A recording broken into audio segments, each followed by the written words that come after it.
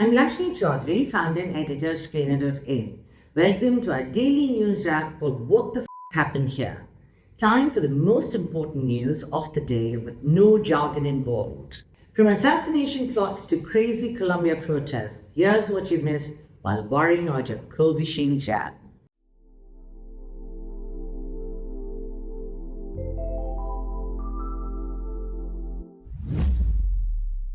In November 2023, New York prosecutors filed a case accusing an unnamed RAW official of orchestrating an assassination plot. RAW, as you know, stands for Research and Analysis Wing and is India's version of the CIA. The plot was to kill a Khalistani leader in the US named Gurpatwant Singh Pannu.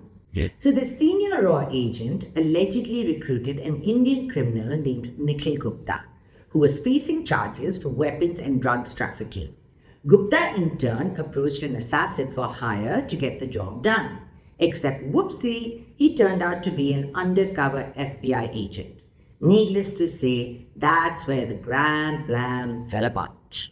A Washington Post investigation has now named the RAW mastermind behind the Pannu plot, Vikram Yadav. Wait, it gets worse. US intelligence agencies say that RAW chief, Samant Goel, approved the plan because he was under extreme pressure to crack down on Khalistanis abroad. US officials say that National Security Advisor Ajit Kumar Doval was most likely aware of the plot, but there's no smoking gun. We now know Yadav was not a career RAW agent, but was brought in from the CRPF. And he hired Gupta because he was a known associate. And that's because the weapons dealer had been used for RAW operations in Afghanistan and other countries. So kind of shady. All this is especially embarrassing for New Delhi since it comes in the middle of a big fight with Canada. Their PM, Justin Trudeau, has accused India of killing another Sikh separatist, Hardeep Singh Nijjar. Plus, there's the Guardian investigation linking India to the killings of at least 11 Sikh or Kashmiri extremists living in Pakistan. All this extrajudicial gundagardi looks great on the movie screen. Oh look, we're like Mossad.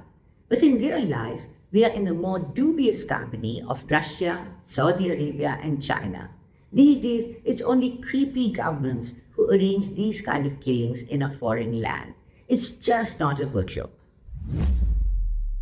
The group of 7 is made up of 7 advanced countries: Canada, France, Germany, Italy, Japan, the United Kingdom, and the United States.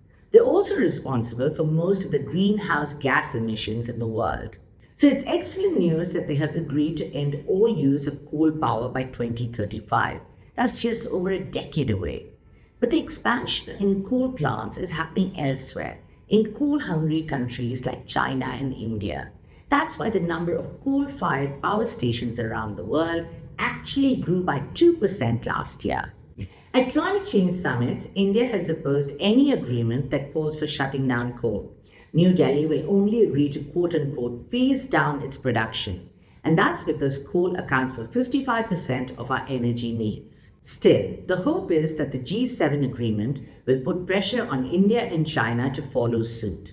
In the end, it doesn't matter if it's fair or not to ask developing nations to cut coal emissions. Catastrophic environmental change is fairly indifferent to borders. Our glaciers will melt nevertheless. AstraZeneca has admitted that its COVID vaccine can cause a rare side effect called thrombosis with thrombocytopenia syndrome. It basically causes blood clots and a low platelet count. Almost 1 in 5 people who suffered from TTS died as a result. That's not great news for Indians who opted for Covishield, which is the name for the AstraZeneca vaccine in India. The company made the admission in a court document submitted in a lawsuit in the UK. It is facing 51 cases filed by victims and grieving relatives, seeking estimated damages of £100 million. This is a big deal since AstraZeneca has been staunchly denying any connection between its vaccine and TTS. That said, independent studies show its vaccine has also saved at least 6 million lives, And that's just in the first year of the pandemic. In our Something to See segment, we have visuals of Columbia University students storming an administrative building. The pro-Palestine protesters occupied Hamilton Hall, which was also occupied during the Vietnam War protests. So it has a lot of symbolic significance. The escalation was triggered by the university's decision to suspend all students who did not empty the tents set up in the campus square. That's after sending cops in to clear the tents last week, all of which just made the students much more angry. So now we have an occupied building to boot and hundreds of students forming a human chain outside. How crazy is it? There's a sign with the word Intifada hanging from the building in an Ivy League school in New York City. If you want more news with a dollop of fun, you can sign up for a free 30-day subscription using the link in the description below. And if you just want the headlines, sign up for Splainer Lite. It's our free daily edition on Substack. Also, have you subscribed to our channel yet? You should. If you want to catch me every evening, I'll be back with the next edition of What the Happened Here tomorrow. So see you then.